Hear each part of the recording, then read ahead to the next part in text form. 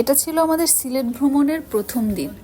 প্রথম দিনের প্রথম ডেস্টিনেশনে ছিল আমাদের রাতারগুল। সেটা হচ্ছে রাতারগুল সোম ফরেস্ট।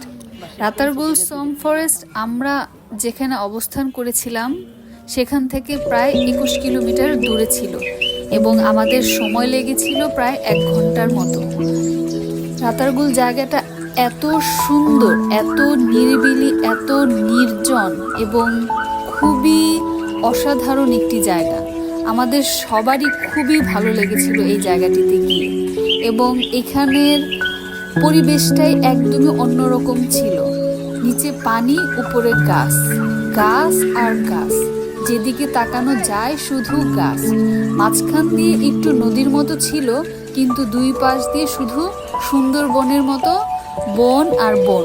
এবং এই বনের গাছগুলো কিন্তু কোনো ফল বা ফুলের গাছ না, শুধু বনের গাছ। এখানে কোনো ফুল নেই, ফল নেই, কিন্তু শুধু গাছ দেখা যাচ্ছে। এবং গাছগুলো যে পানির মাঝে দাঁড়িয়ে আছে, গাছগুলোর কিন্তু কোনো ক্ষতিও হচ্ছে না। এবং এই সুন্দর নির্জন নিরিবিলি পরিবেশটা খুবই অসাধারণ।